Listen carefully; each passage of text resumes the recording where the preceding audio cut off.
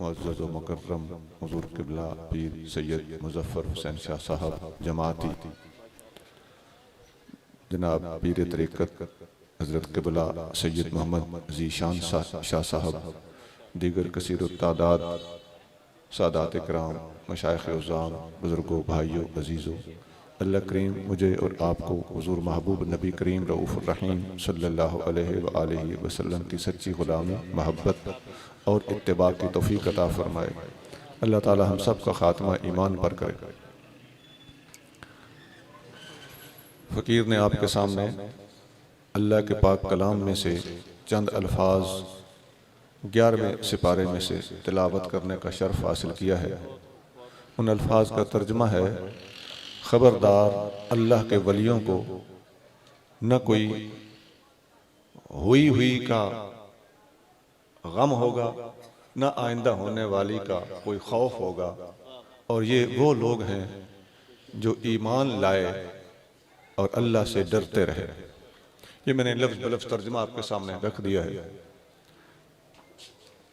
इस आयत के बारे में एक हदीस अबू दाऊद शरीफ में मौजूद है। नबी करीम रऊफ़ुर रहीम सल्लल्लाहु अलैहि वसल्लम ने इरशाद फरमाया, इन्ना मिन इबादिल्लाहि लउनासन मा हुम बिअंबिया वला शुहदा यग़बितुहुमुल अंबिया वश्शुहदा यौमल क़ियामति बिमकानतिहिम इंदल्लाह। अल्लाह के बंदों में से कुछ बंदे ऐसे हैं जो नबी भी नहीं हैं और शहीद भी नहीं हैं। क़यामत के दिन उनका मकाम और मर्तबा देखकर नबी भी और शहीद भी रश्क करेंगे, रीस करेंगे। सहाबा ने अर्ज़ किया, या रसूलल्लाह मन हुम, वो कौन है? तो आपने फरमाया, हुमुल्लज़ीना यतहाबूना बिरौहिल्लाह, ये वो लोग होंगे जो अल्लाह की खातिर एक दूसरे से मोहब्बत करते होंगे। सुम्मा तला हाज़िहिल आया, इसके बाद नबी पाक सल्लल्लाहु अलैहि वसल्लम ने ये आयत भी पढ़ी, अला इन्ना औलिया अल्लाह ला खौफुन अलैहिम वला हुम यहज़नून, कि अल्लाह के वलियों को कोई खौफ और गम नहीं होगा।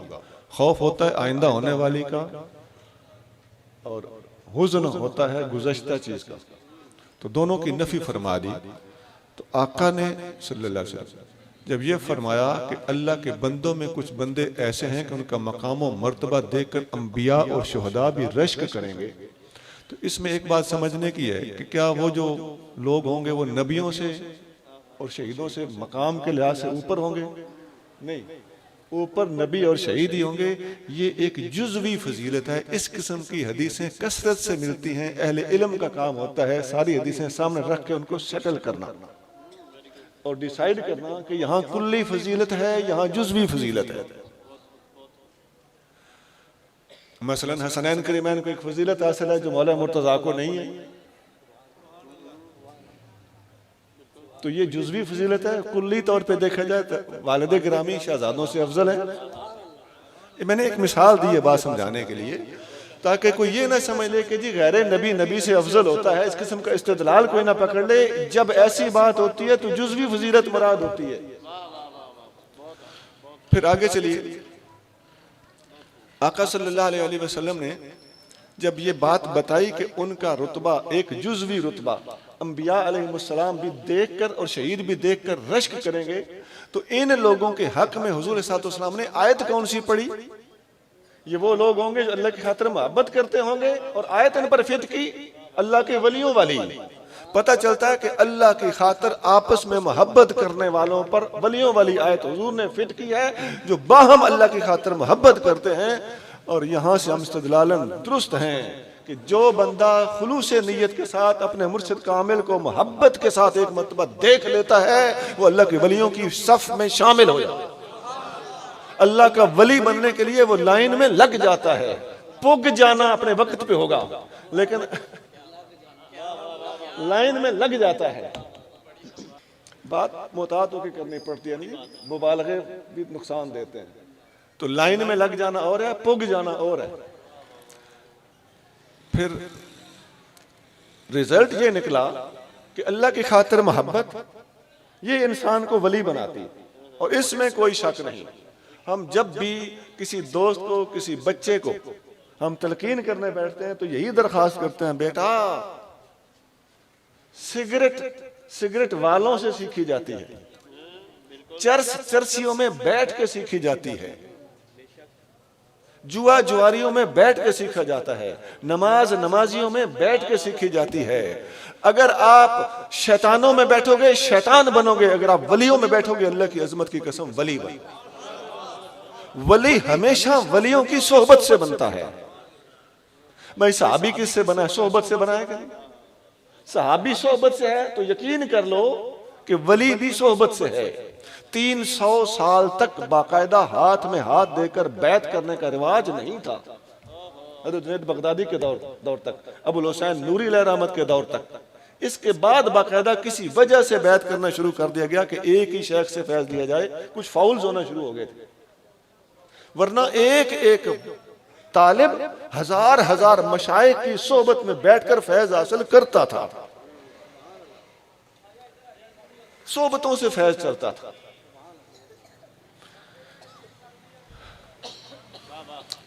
नबी करीम सल्लल्लाहु अलैहि वसल्लम एक दफा सहाबा इकराम में तशरीफ फरमा थे। सही बुखारी में हदीस है।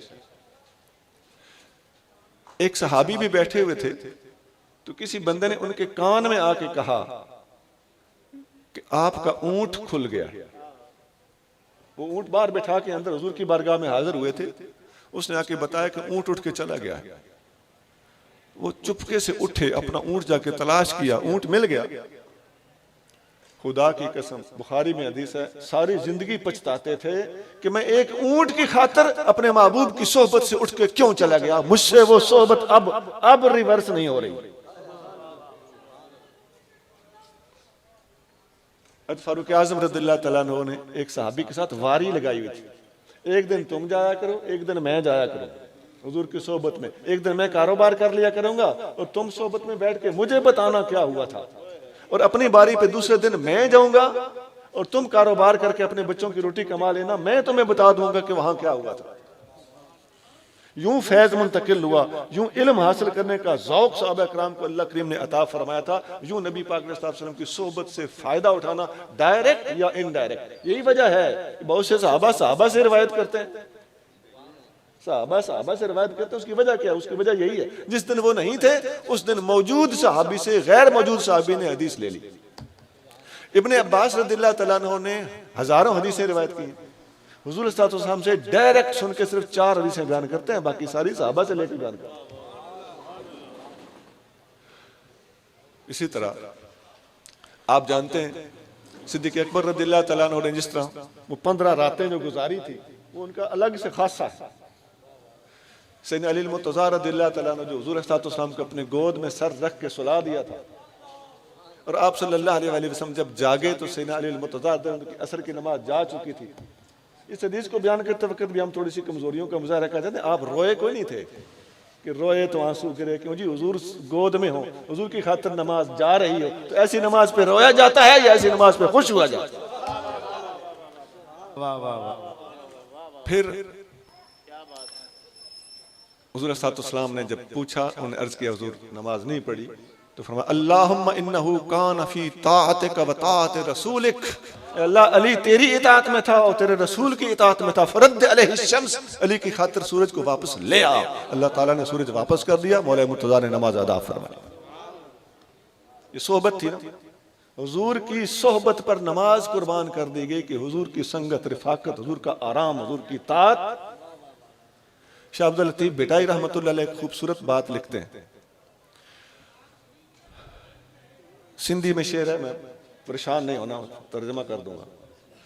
शाह अब्दुल लतीफ बेटाई लिखते हैं, सोहबत सुप्रेन जी हिया पिण वडी हाज, नमाज कज कजा वक्त वरायण सांझड़ो। महबूब की सोहबत इतनी हसीन चीज है, तुझे महबूब की सोहबत की इतनी हाजत है। हिया पिण वडी हाज, तुझे महबूब की सोहबत की इतनी जरूरत है। नमाज कज कजा वक्त वरायण सहजड़ो, हुजूर की सोहबत की खातिर अगर नमाज भी जाती है तो जाए, नमाज का वक्त वापस आ सकता है। सोहबत कजा हो गई तो वक्त सारी जिंदगी वापस नहीं आएगा।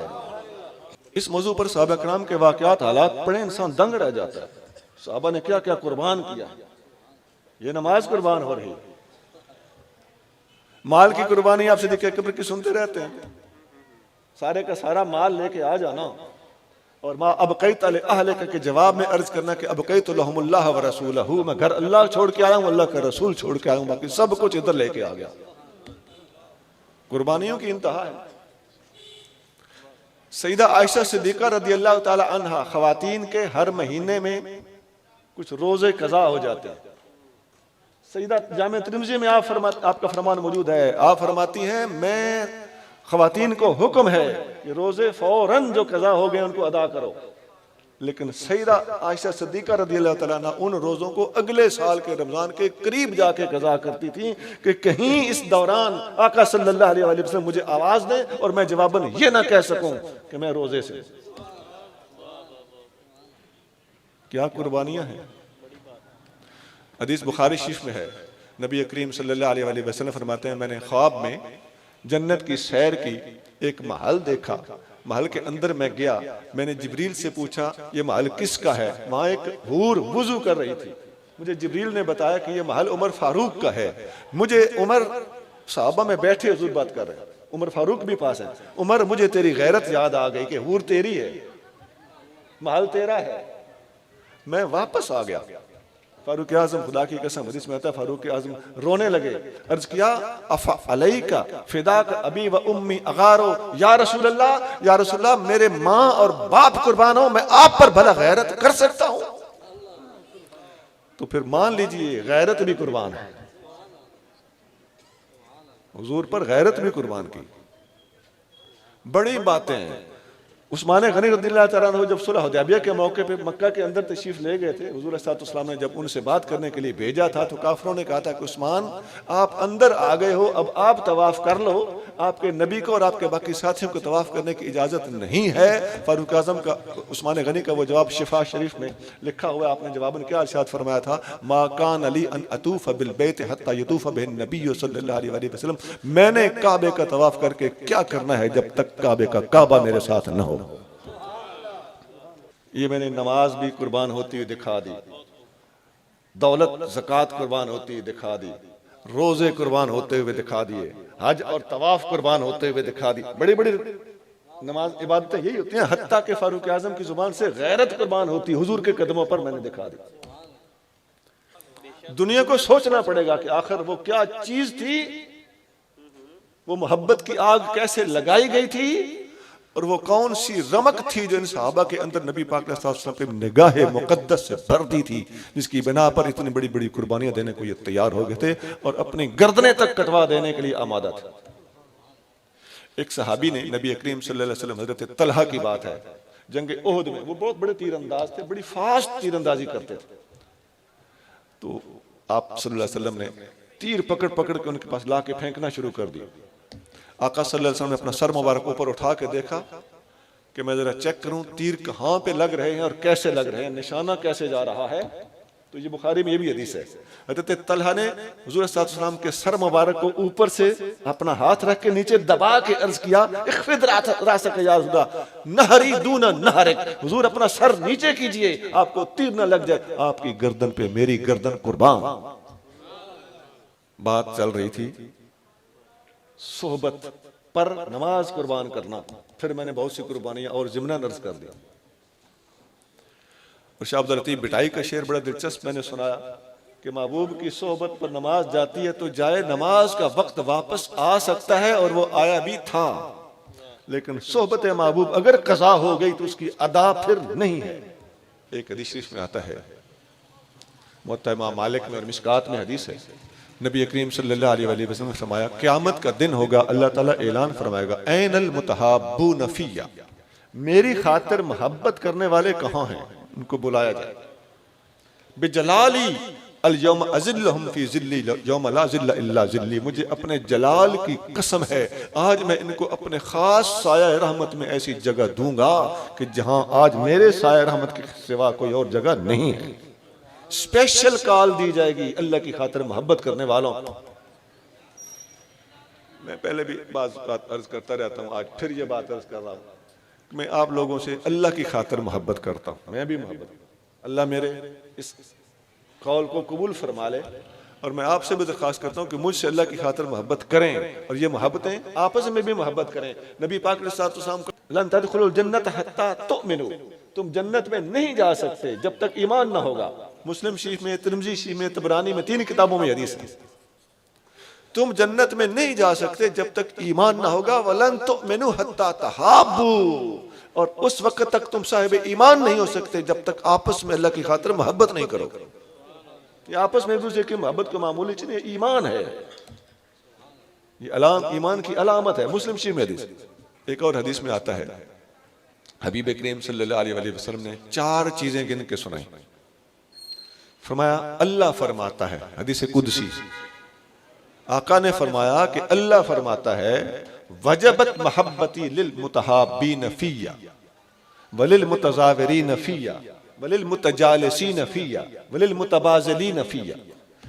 मैंने अपने ऊपर ये 4 काम करने वालों की मोहब्बत वाजिब कर ली। अल्लाह फरमाता है मैंने अपने ऊपर वाजिब कर ली। अल्लाह पर कोई चीज वाजिब नहीं, अल्लाह खुद अपने ऊपर वाजिब कर ले, उसकी शफकत। फरमाता है मैंने 4 बंदों की मोहब्बत अपने ऊपर वाजिब कर ली है। नंबर 1 अल मुतहाब्बीन फिया, आपस में मेरी खातिर मोहब्बत करने वाले। नंबर 2 लिल मुतज़ाविरीन फिया, आपस में एक दूसरे की जियारत को मेरी खातिर जाने वाले। फिया मेरी खातिर, बाहम जियारतों को चल पड़ने वाले। वल मुतबाज़िलीन फिया, आपस में एक दूसरे पर मेरी खातिर खर्चा करने वाले। वल मुतजालिसीन फिया, आपस में मिलकर मेरी खातिर बैठने वाले, बाहम मिल के बैठ जाने। तो जो मोहब्बत की बातें तो मैंने काफी आपके सामने अर्ज कर दी हैं। ये जो मुतज़ाविरीन फिया है, मेरी खातिर एक दूसरे की जियारत को जाने वाले, इस सिलसिले में एक हदीस मिशकात में मौजूद है। नबी करीम सल्लल्लाहु अलैहि वसल्लम इरशाद फरमाते हैं कि एक मर्तबा एक बंदा किसी अल्लाह के प्यारे का सुनकर उससे मुलाकात करने के लिए जा रहा था। रास्ते में उसे एक सफेद पोश इंसान मिला। उसने पूछा कहाँ जा रहे हो? उसने कहा जी मैं फलां बंदा अल्लाह का वली नेक आदमी सुना है, उसकी ज़ियारत करने जा रहा हूं। वो सफेद पोश सफेद कपड़ों वाला उससे पूछता है कोई और काम तो नहीं है? जी नहीं, और कोई काम नहीं। वो कहता है मैं अल्लाह का फरिश्ता हूं, मुझे अल्लाह ने तेरे पास भेजा है कि अगर तू उस बंदे को सिर्फ अल्लाह की खातिर मिलने जा रहा है, तेरा और कोई काम नहीं है, तो फिर सुन ले, अल्लाह ने तेरे वहां पहुंचने से पहले तेरी बख्शिश फरमा दी। देखिए उस बंदे को तो पता ही नहीं है कि वो कामिल है भी कि नहीं। उसका उसने जाना है कि बंदा ठीक है, सुना है बंदा ठीक है, और अभी तो वहां पहुंचा भी नहीं है। इसका मतलब यह हुआ कि हमारा जिसके बारे में उसने जन है, हमारे गुमान और उसने जन की बिना पर अल्लाह करीम अजर मुरत्तब फरमा देता है। अगला 2 नंबर है तो खुद भुगत लेगा। और ऐसा है कई लोग 2 नंबरे बैठे हुए हैं और भोले लोग उनके पास जाके फंस जाते हैं, उनकी ज़ियारत करने के लिए चले जाते हैं। इसमें उन 2 नंबरों के लिए तंबीह है और इन सादा और भोले बंदों के लिए एक इंसेंटिव है कि तुमने हुस्न ज़न से ही काम लेना है। हुस्न ज़न खुदा की कसम बड़ी चीज। वहां जाके हम बात करते ऐसा भी करते हैं, अल्लाह के वलियों का फरमान है कि किसी की ज़ियारत के लिए किसी से मिलने जाओ, वो पूछे कैसे आए हो तो कहो जी मैं ज़ियारत करने आया हूं। और फिर जब कहो मैं ज़ियारत करने आया हूं तो जटे पिछों फिर तवीज़ ना मांगना शुरू कर दो। हत्ता के मोहतात आदमी वो है कि ये भी ना कहे कि हुजूर मेरे लिए दुआ फरमाए। जब तुम अल्लाह की खातिर ज़ियारत करने गए हो तो अब दुआ भी उसके जिम्मे करो और दवा भी उसके जिम्मे करो। मैं सिर्फ ज़ियारत करने के लिए आया। लेकिन ये जरा कड़वा घूंट है, दुआ पर 1000 सवाल हो जाएंगे कि दुआ कराने में क्या कबाहत है। असल तो बात तो ज़ियारत की है ना, ज़ियारत को ज़ाया ना कर। बाकी दुआ तू कह लेगा तो गुनाह तो मैंने भी नहीं कहा कि गुनाह है।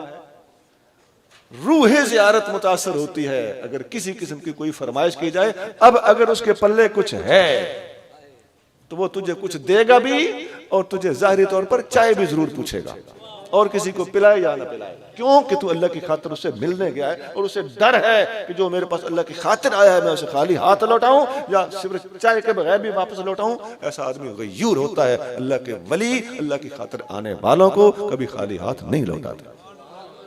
एक मर्तबा एक बहुत बड़े वली गुजरे हैं, मजजूब बाबा। सरहद के इलाके में, ये सवात का इलाका है, पीर बाबा लहरा अहमद डगर तहसील है, उसके इलाके में बहुत हो चुके हैं, माजी करीब के बुजुर्ग थे।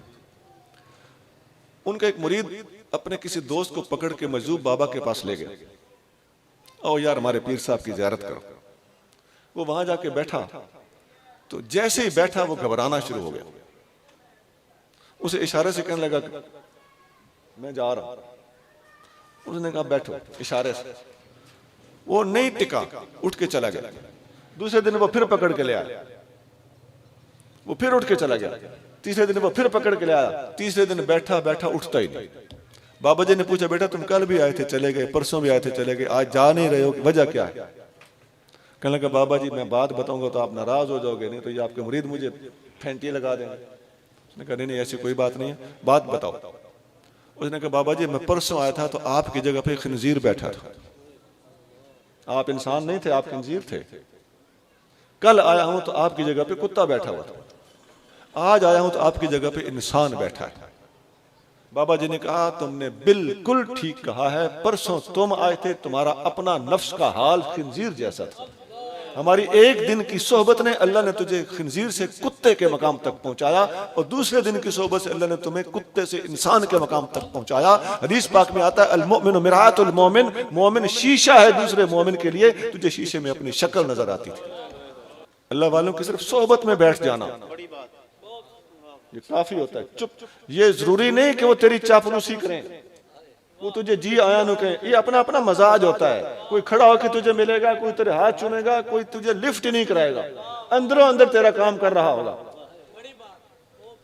एक दफा राजस्थान का इलाका है, वो जो सरहदी इलाका है सिंध के आगे, हमारे कुछ साथी वहां पहुंचे।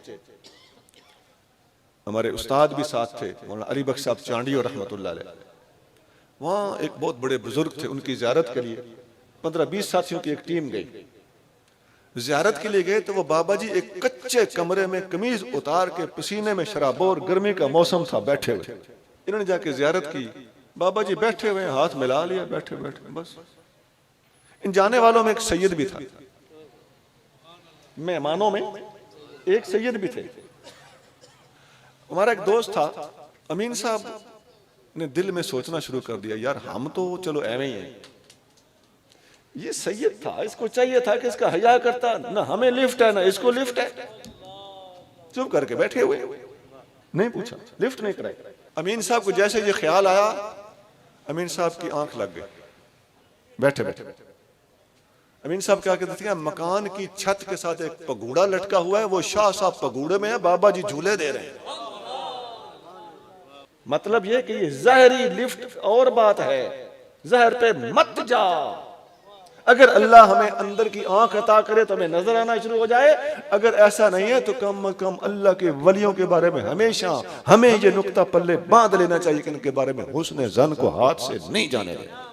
पॉजिटिव सोच, ये अपना अपना मजाज होता है।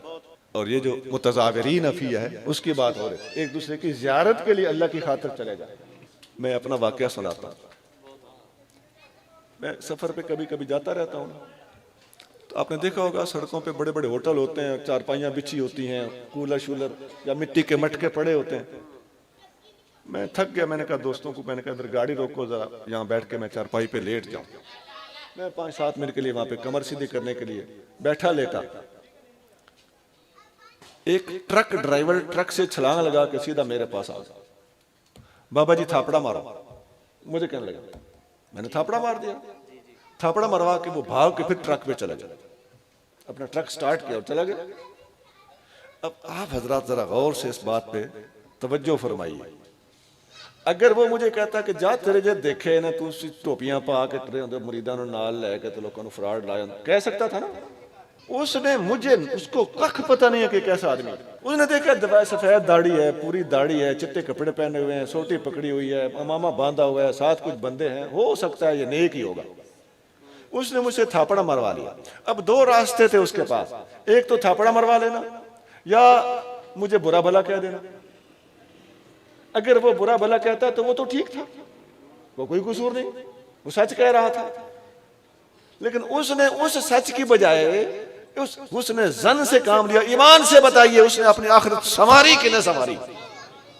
मैं जैसा भी हूं, ये हुस्न ज़न की बात कर रहा हूं। किसी की ज़ियारत को चल पड़ना, किसी को अच्छा सामने समझ से उसे थापड़ा मरवा लेना, और भाई इमाम गजाली रहमतुल्लाह अलैह फरमाते हैं, उनकी किताब अल-इक्तिसाद, फरमाते हैं किसी भी बंदे के बारे में अगर तुमने गलती से बेअदबी कर दी तो गलती से अदब कर देना बेहतर है इससे कि तुम गलती से बेअदबी कर दो।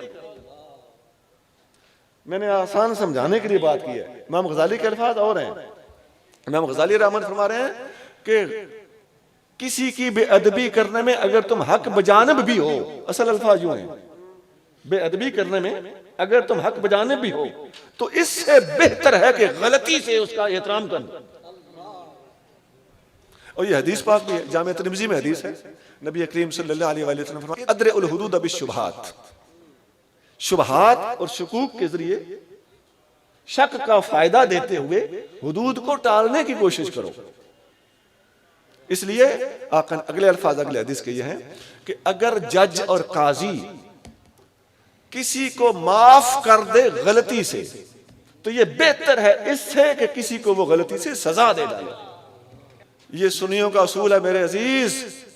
अगर हमने इस बात को पल्ले बांध लिया, दुनिया के अंदर जितनी भी अल्लाह के प्यारों के खिलाफ हमारी जुबानों से बेअदबियां सादर होती हैं, यकीनन इंशाअल्लाह ताला हमारी इस्लाह हो जाएगी।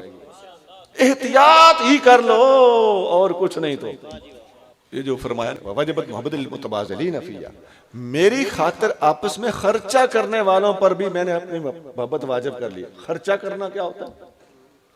आप किसी की ज़ियारत करें, उसको 50-100 रुपया दे देते हैं, ये खर्चा करना है अल्लाह की रजा की खातिर। आप किसी को चाय पिलाते हैं, मैं चाय पिलाए बगैर नहीं जान देना, क्या जज्बा होता है?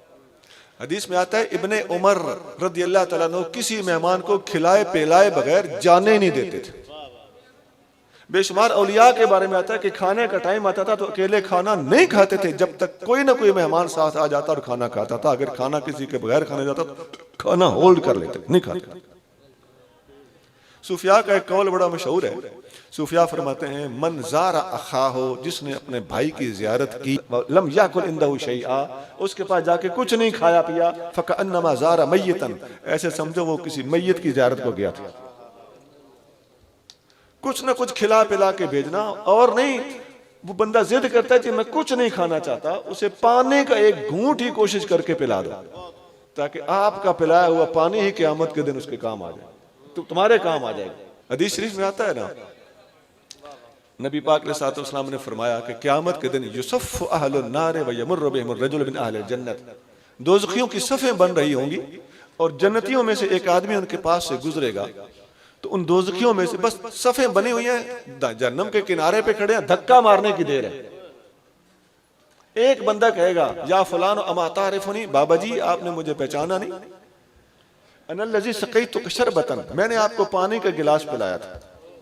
वो यक़ूलुल आखिर अनल्लज़ी वहब्तु लक वदूअन, हुज़ूर मैंने आपको वुज़ू का पानी फराहम किया था। फ़यशफ़अु लहुमा हत्ता युदखिलहुमुल जन्नता, वो उन दोनों की शिफात करेगा और दोनों को अपने साथ जन्नत में ले जाएगा।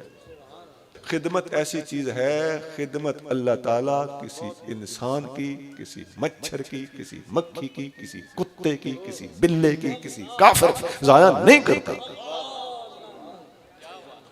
कोई लफ्ज जज्बात में नहीं बोला मैं शेर सुना देता, मैंने खुद शेर लिखा। हदीस शरीफ है ना, अल खल्क़ु अयालुल्लाह, मखलूक अल्लाह का अयाल है। भाई अयाल का लफ्ज बना होता है कुंबा और खानदान, अल्लाह ताला कुंबे और खानदान से पाक है, इसलिए मैंने इसका तर्जुमा नहीं किया। मखलूक अल्लाह का अयाल है। फअहब्बुन्नास इंदल्लाहि मन अहसना इला अयालिही, अल्लाह ताला को तमाम लोगों में सबसे ज्यादा पसंद वो बंदा है जो अल्लाह ताला के अयाल के साथ अच्छा सलूक करता है। इस हदीस में क्या लफ्ज़ है? अल खल्क़ु अयालुल्लाह, सारी मखलूक अल्लाह का अयाल है। और मखलूक में कौन कौन आते हैं आप खुद जानते हैं, और हदीसें पढ़ के देख लीजिए। मक्खी को स्याही चूसने की इजाजत देने वाला आलिम बख्शा गया, मक्खी की खिदमत जाया नहीं हुई। कुत्ते को पानी पिलाने वाला आदमी, बुखारी में हदीस, बख्शा गया, उसकी खिदमत जाया नहीं हुई। बिल्ली को बांध के मार देने वाली खातून जहन्नुम में गई, हदीस बुखारी में। बिल्ली थी, एक जानवर था, मुकल्लफ नहीं है, लेकिन अल्लाह का अयाल है। अल्लाह के अयाल में शामिल है। अल्लाह ताला ऐसी चीज पर भी किसी जुल्म करने वाले को जहन्नम में गिरा देता है। मैंने इसलिए अर्ज किया, ये नुक्ता पा लिया जिसने कि अल खल्क़ु अयालुल्लाह, किसी भी शय की खिदमत से वो घबराया नहीं करता, भले मक्खी, भले बिल्ली, भले कुत्ता, भले काफिर, खुदा इन सब की खिदमत को कभी जाया नहीं करता। और ये आस्ताने, बात तो वलियों की शान की हो रही है ना, मैंने लफ्ज नहीं बोला आप तक, चाल तो मौजू तो ये चल रहा था। आस्ताने खिदमत खाने होते हैं, दैट्स ऑल। आस्ताने खिदमत खाने,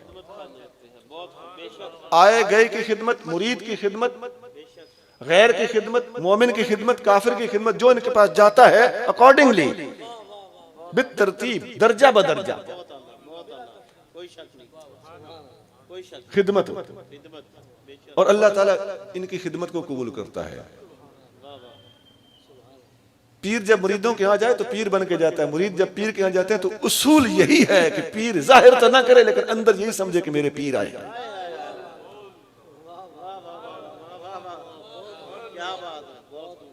हजरत बिशर हाफी रज़ियल्लाहु ताला अन्हु बहुत बड़े वली गुजरे हैं। आपका कौल इमाम अबुल कासिम कुशैरी ने रिसाला कुशैरिया में नकल किया। आप बिशर हाफी अलैहि रहमत फरमाते हैं कि मैंने ख्वाब में हबीब करीम सल्लल्लाहु अलैहि वसल्लम की ज़ियारत की। आका सल्लल्लाहु अलैहि वसल्लम ने मुझसे पूछा, या बिशर, ए बिशर, अतदरी बिमा रफ़अक अल्लाह मिन बैन अक़रानिक, तुम्हें पता है तुम्हें अल्लाह ताला ने अपने जमाने के लोगों में ऊंचा रुतबा क्यों दिया है? क़ाला क़ुल्तु ला या रसूलल्लाह, उन्होंने अर्ज़ किया हुज़ूर मुझे नहीं पता मुझे ये काम क्यों मिला है। फरमाया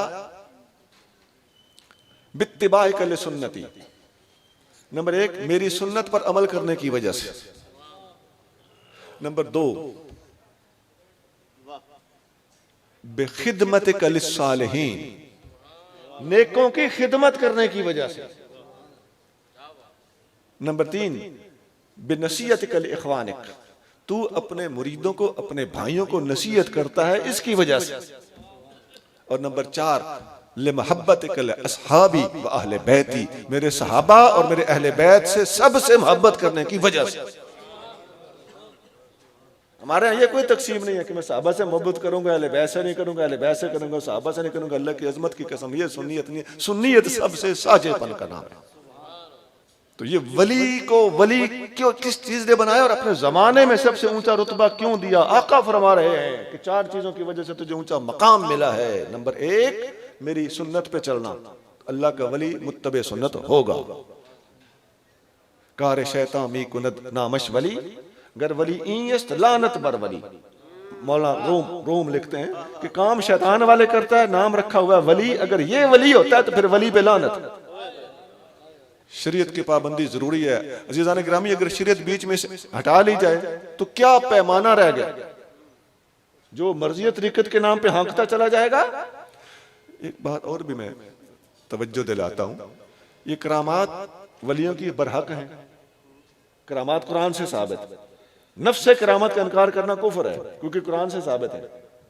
लेकिन ये कि जो भी हत्था ते सरे जमा के दिखा दे उसको वली समझ लेना, शोबदाबाजी कर दे, आए हो आयते का नाम बता देना, किस रास्ते से आए हो बता देना, ये तो जिन भूत फंसा के भी हो जाता है, आमिल भी कर लेते हैं। करामत उसकी करामत है जो साथ साथ शरीयत का पाबंद है। नहीं तो ऊट पटांग बातें काफिरों के हाथ से भी सरजद हो जाती है, उनको इस्तिदराज कहा जाता है। आम मोमिन से सरजद हो जाती है, उसे माउनत कहा जाता है। और ऐन अंदेशा है कि अगर हम अपनी इस्लाह न करें तो जब दज्जाल आएगा तो दज्जाल भी इस किस्म के काम करके दिखाएगा कि नहीं, तो उसका सबसे ज्यादा साथ देने वाले वो लोग ना हो जो इन बातों को ज्यादा अहमियत देते हैं और शरीयत को अहमियत नहीं देते। दज्जाल का जुर्म यही होगा, कोई शरीयत पे नहीं चलेगा, शोबदेबाजियां वो करके दिखाएगा। अल्लाह ताला हमें सही रुख अख्तियार करने की तौफीक अता फरमाए। करामत बर हक है, लेकिन शरीयत का पाबंद करामत दिखाए तो वो करामत है, शरीयत से मुंह मोड़ के करामत दिखाए तो वो करामत नहीं है, वो इस्तिदराज है। मैंने एक बात सिर्फ बताई है, मैंने आयत जो पढ़ी थी ना, अला इन्ना औलिया अल्लाह ला खौफुन अलैहिम वला हुम यहज़नून, इसका ये पहलू मैंने अर्ज किया है। इससे अगला पहलू अल्लज़ीना आमनू व कानू यत्तकून, ये वो लोग हैं जिनका अकीदा ठीक था और तकवा ठीक था। विलायत की ये शर्तें हैं कि वली का अकीदा ठीक हो। सीधी बात, सीधे लफ्जों में कहता हूं, वली के लिए जरूरी है कि वली सुन्नी हो। अकीदा ठीक होने का यह मतलब, वरना शोबदाबाज है। और वकानो यत्तकून, तकवा हो, बाअमल हो। अच्छा, अमल के लिए इल्म जरूरी है कि नहीं? यत्तकून के लफ्ज से आलिम बाअमल दोनों चीजें साबित है। तो वकूनु मस्सादिकीन से साबित है कि इसकी बैत भी कहीं होनी चाहिए। इसके मुर्शिद को भी हुक्म है वकूनु मस्सादिकीन, उसके पीर की भी बैत होनी चाहिए। उसको भी हुक्म है वकूनु मस्सादिकीन, उसका भी कोई पीर होना चाहिए। तो ये चार शर्तें कुरान से साबित हैं अल्लाह का वली बनने के लिए, पीर बनने के लिए। अल्लज़ीना आमनू, अकीदा ठीक हो, वो सुन्नी हो। वकानू यत्तकून, वो आलिम हो, बाअमल हो। वकूनु मस्सादिकीन, उसका सिलसिला जुड़ा हुआ। ये वली की चार पहचानें हैं। इसके बगैर फरेब है। जो अल्लाह के वलियों के हम उर्स मनाते हैं, ये वो मेयार है, ये वो स्टैंडर्ड है जिस पर कोई पूरा उतरता है तो वो वली कहलाता है। ऐसे बंदों का ही जब हम उर्स मनाते हैं तो हदीस पाक में आता है ना कि जब मगफूर आदमी को फरिश्ते आके सवाल जवाब के बाद फारिग कर देते हैं तो उसे कहते हैं नम कनौमतिल उरूस, सो जा जिस तरह दुल्हन सोचती है। तो उसके नौमतुल उरूस, दुल्हन की नींद सुला दिए जाने की वजह से, तो उरूस कहते हैं दुल्हन को, और उर्स का लफ्ज इसी से लिया गया है। अल्लाह के वली के दुल्हन बनने का दिन, उसकी वफात का दिन उसके दुल्हन बनने का दिन होता है। और दुल्हन वो मजाजन अल्लाह की होती है, हकीकतन नहीं। अल्लाह ताला दूल्हा बनने से पाक है। अल्लज़ी ला यस्तयक़िज़ुहु इल्ला अहलुहु, वो दुल्हन जिसको उसके शौहर के सिवा कोई जगाता नहीं है। तो ये इसमें किनाया है। अल्लाह ताला अपने शान के लायक इसको इस तरह उस दिन उठाएगा जिस तरह दुल्हन को उठाया जाता है कि और आराम करती है दुल्हन। तो इसलिए इस दिन को, वलियों की वफात के दिन को जब हम उर्स मनाते हैं तो उसको नाम उर्स का इस हदीस से अखज़ करके देते हैं कि हुज़ूर सल्लल्लाहु अलैहि वसल्लम ने फरमाया कि उसे फरिश्ते कहते हैं नम कनौमतिल उरूस, दुल्हन की नींद सो जा। मुझे कान में आहिस्ता से बताया गया था कि 40 से 45 मिनट आपने बोलना है। तकरीबन 42 मिनट हो चुके हैं। अल्लाह करीम मुझे आपको फ़हम अता फरमाए, अल्लाह के वलियों का अदब और एहतराम करने की तौफीक अता फरमाए। ये जुमला अर्ज़ करना बहुत ज़रूरी है। मेरे निहायत मोहतरम, मेरे मखदूम और हुज़ूर किबला पीर सैयद आशिक हुसैन शाह साहब, उनका इसमें ग्रामी स्टेज के ऊपर लेकर उनके लिए दुआया कलिमात अर्ज़ करना और अपने लिए आखिरत का सरमाया बनाना मेरे लिए ज़रूरी था। अल्लाह करीम उनके दर्जात को बुलंद फरमाए, उनके साहबजादगान को अपने वालिद गिरामी के रास्ते पर दीन की खिदमत करते रहने की तौफीक अता फरमाए। व आखिर दावाना अल्हम्दुलिल्लाहि रब्बिल आलमीन। सुब्हान रब्बिक रब्बिल इज़्ज़ति अम्मा यसिफून व सलामुन अलल मुरसलीन वल्हम्दुलिल्लाहि रब्बिल आलमीन।